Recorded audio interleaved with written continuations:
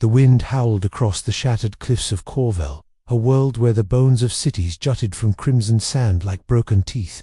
Lieutenant Khor'vaal pulled his envirosuit tighter as he descended into the ravine, his scanner picking up faint biosignatures beneath the rubble. 3 weeks since the bombardment, 3 weeks since the coalition had declared this sector cleansed, but something was still alive down there. The ruins stretched endlessly, twisted metal and crystalline structures melted together by weapons that shouldn't exist. Cade pushed through a collapsed archway, and that's when he heard it. A soft, desperate chirping, not mechanical, not human.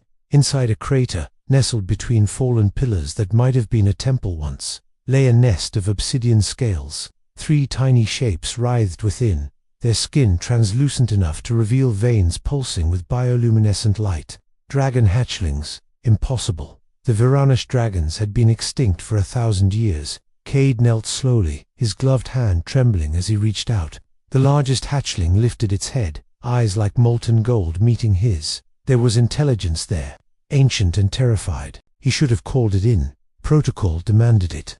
But as Cade lifted the first hatchling, no bigger than his forearm, cold and barely breathing, he knew he couldn't let them die in this forgotten graveyard. He bundled all 3 into his pack, feeling their weak heartbeats against his spine as he began to climb back to his ship. The biosigns on his scanner flickered and faded. Officially, he'd found nothing. The journey back to his outpost on Threshold Station took 4 days, and Cade spent every moment keeping the hatchlings alive. His ship's medical bay wasn't designed for alien biology, but he adapted what he could: a heating unit to replicate a nest's warmth, nutrient paste synthesized from his own rations, hours of watching their vital signs dance between life and death. On the 3rd night, the smallest one stopped breathing.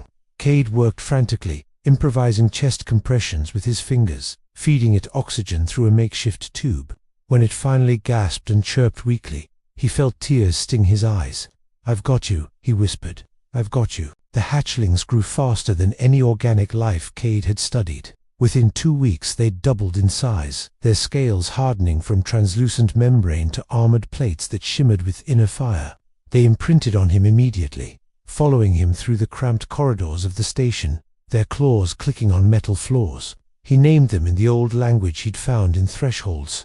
Archive Pira, for the fierce one who always led; Shard, for the clever one who watched everything with calculating eyes; and Ember, the smallest, who stayed closest to Cade and sang haunting notes when the station's lights dimmed. Communication came gradually. The translation matrix in his neural implant adapted to their vocalizations, complex harmonics that conveyed emotion, memory, even abstract concepts. They showed him images, their mother falling from the sky in flames, the ground trembling as ships descended like metal locusts. The silence after the bombardment ended. The coalition had killed them, hunted them to extinction because the Varanish dragons had refused to abandon their world when humanity wanted to mine its core. Cade felt sick. He'd worn that uniform, followed those orders. 3 months passed in isolation. Cade couldn't risk discovery, so he logged false reports and rationed supplies while the dragons grew. They were intelligent, frighteningly so. Pyra learned to operate door mechanisms by watching once. Shard began manipulating small objects with precise telekinetic pulses that made the air shimmer. Ember discovered she could project emotions directly into Cade's mind, filling him with warmth that chased away the nightmares of Khor'vaal. But peace never lasted on Threshold Station. The automated supply ship arrived early, and with it came an inspection team. Cade had minutes to hide the dragons in the lower maintenance tunnels before Lieutenant Commander Reeves and her security detail stormed his habitat. "Your reports don't match your resource consumption," Reeves said coldly, eyes scanning the room. "You're harboring something. I can have this station torn apart, or you can tell me now." Cade met her gaze. "I found survivors, orphans from the bombardment." "I couldn't." "You couldn't follow orders," Reeves interrupted. "Show me." The maintenance tunnels echoed with the sound of boots and drawn weapons. Cade led them down, his heart hammering. The dragons were hidden deeper, but Ember's distress radiated through his mind like fire. "Stay hidden," he projected desperately. "Please." They reached the chamber, and it was empty. Relief flooded through him until Shard's voice resonated in his skull. "Behind you." The dragons emerged from the shadows above, now massive enough to fill the corridor. Pyrrha's wingspan stretched 15 feet, her scales burning with internal flame. Shard's eyes glowed electric blue. Ember positioned herself directly between Cade and the weapons. The security team opened fire. Energy bolts ricocheted off dragon scales as Pyra roared a sound that shook the station's foundations. Shard deflected bullets with telekinetic barriers while Ember wrapped herself around Cade, her body absorbing shots meant for him. "Stand down," Cade screamed. "They're not hostile." But Reeves wasn't listening. She armed a plasma charge. Xenobiological threat. Authorization code Reeves Hivengama. Cleanse protocol activated. The explosion should have killed them all. But Pyra moved with impossible speed, her wings generating a vortex that redirected the blast into the chamber's ceiling. The station shuddered. Alarms shrieked. Bulkheads began sealing automatically. In the chaos, Shard seized the security team's weapons, crushing them into twisted metal, while Ember guided Cade through the smoke. They reached the hangar as emergency protocols locked down the station. Reeves lay unconscious near a support beam, her team scattered but alive. The dragons could have killed them. They'd chosen mercy. "We have to go," Cade gasped, staggering toward his ship. "They'll send more. They'll call it an infestation." Pyra lowered her head and for the first time spoke in his language through their bond. "Then we fly to where they cannot follow." The ship barely contained them as they launched, Threshold Station shrinking behind them. Cade set coordinates for the fringe territory's lawless space beyond Coalition control. The dragons had saved him. Now he had to save them. For 6 months, they lived as fugitives. Cade and the dragons moved from asteroid bases to abandoned colonies, always one step ahead of Coalition hunters. The dragons grew enormous, their powers expanding beyond anything recorded in ancient texts. Pyra could generate flames hot enough to melt starship hulls. Shard's telekinesis could manipulate entire structures. Ember had become an empath so powerful she could influence the emotions of every being within a mile. But they never used these gifts for destruction, only protection. Word spread through the fringe of the Dragon Guardian, a human who traveled with 3 impossible creatures, defending settlements from raiders and rogue AI swarms. Cade tried to stay invisible, but the dragons wouldn't hide. They'd been hunted to extinction once. They refused to live in fear. Then came the distress call from New Meridian, a colony of 10,000 refugees. A Ravager fleet autonomous warships left over from the last galactic war had breached the system. 6 hours until impact. The colony had no defenses, no military support, nothing but hope and a transmission begging for miracles. Cade looked at Pyra, who'd been listening to the broadcast. Her golden eyes reflected the stars. "We can't fight a fleet," he said quietly. "It's suicide." Ember pressed her massive head against his shoulder, flooding him with determination, love, and something that felt like gratitude. Shard's voice resonated in his mind. "You saved us when we were dying. You showed us that not all humans destroy. Let us show you what dragons can become." They jumped to New Meridian with an hour to spare. The colony's defense coordinator nearly fainted when 3 dragons materialized in orbit. Wings spread across the view screen like ancient gods. The Ravager fleet arrived in perfect formation, 30 automated dreadnoughts, designed to eliminate organic life with ruthless efficiency. They detected the dragons immediately and adjusted their targeting. Cade sat in his ship's cockpit, hands shaking as he watched sensors track weapons locking on. "I'm sorry," he whispered.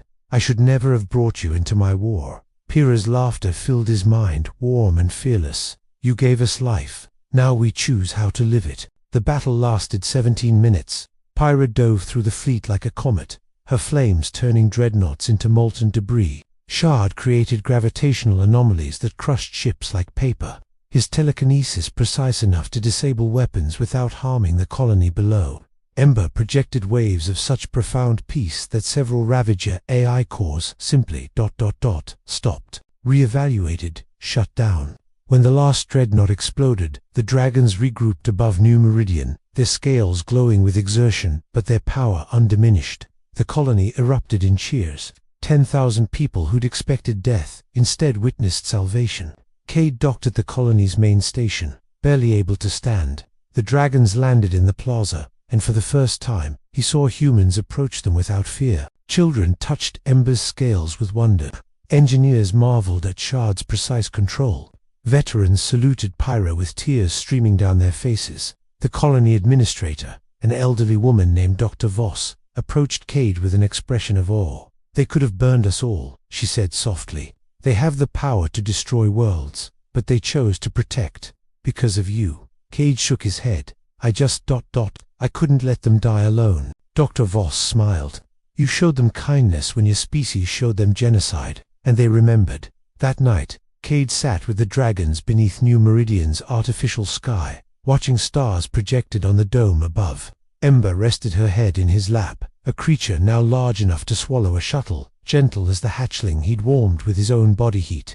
Pyra and Shard flanked them, their presence a wall of absolute safety. The Coalition will come, Cade said. When they hear what happened here, they'll send everything. Pyra's voice resonated with quiet confidence. Then we will show them what they created when they tried to extinguish us. Not weapons, not monsters, but guardians. Shard's thoughts joined hers. We were meant to be the defenders of Khor'vaal. That world is ash. But you taught us defending is not about territory. It is about those who cannot defend themselves. Ember's emotions washed through Cade, complex and profound. You saved us. We thank you forever. Weeks later, the Coalition Armada arrived 50 warships demanding New Meridian's surrender and the immediate execution of the xenobiological threats. Admiral Khor herself commanded the fleet, her face cold on the viewscreen. Lieutenant Vorin, you are charged with treason. Surrender the creatures, and we may show leniency. Cade stood in the colony's command center, the dragons visible through the window behind him, massive and magnificent. They're not creatures, Admiral. They're people. And they're not weapons for you to destroy or control. Then you've chosen extinction, Khor replied, and cut the transmission. The fleet powered weapons, but before they could fire, something unprecedented happened. Every colony in the fringe territories broadcasted the same message. Harm the dragons, and you harm us all. Stations that had been saved, outposts protected, thousands of refugees who'd witnessed what the dragons truly were. They formed a wall of civilian vessels, cargo haulers, mining rigs positioning themselves between the Coalition fleet and New Meridian, unarmed, defiant. Dr. Voss's voice carried across open channels. You hunted them to extinction because they wouldn't abandon their home, but we won't abandon ours, or them. For a long moment, nothing moved. Then, impossibly, ships within the Coalition fleet began breaking formation, captains refusing orders, crews mutinying. A destroyer broadcast in the clear. We joined to protect humanity, not commit genocide twice. The Armada fractured. Admiral Khor retreated with less than half her force, and the fringe erupted in defiant celebration. Cade found himself on the plaza, surrounded by people chanting the dragons' names. Pyra, Shard, and Ember stood at the center, not as monsters, but as symbols, proof that kindness could transcend species, that the choice to protect was more powerful than the instinct to destroy. Pyra lowered her massive head until her golden eyes were level with Cade's. Her voice resonated, not just in his mind, but in the minds of everyone present. You found us dying in ruins. You gave everything to keep us alive. We were the last of our kind. Now we choose to be the first of something new. Guardians, not of territory, but of all who need defending. Shard's telekinesis lifted Cade gently, placing him on Pyra's back. Ember's joy radiated outward, touching every heart in the colony with warmth. And as the three dragons took flight, Cade holding tight to Pyra's scales, he realized the truth. He hadn't saved them. They'd saved each other. The galaxy had tried to erase the dragons from existence, but one human's compassion had sparked something that couldn't be extinguished. Not a species, a legacy. In the years that followed, the dragons of New Meridian became legend. They never conquered, never demanded worship. They simply appeared wherever the vulnerable needed protection, wherever the powerful threatened the weak, and always, Cade Vorin flew with them, the human who'd raised the last dragons, not as weapons, but as family. On quiet nights, when the battles were won and the refugees were safe, Ember would sing the haunting melodies of Khor'vaal, and Cade would remember 3 tiny hatchlings shivering in a nest of ruins. He'd given them warmth when the universe offered only cold, and they'd given him something infinitely more precious, proof that even in humanity's darkest moments, a single act of kindness could reshape the stars. The dragons never forgot, and the galaxy would never be the same.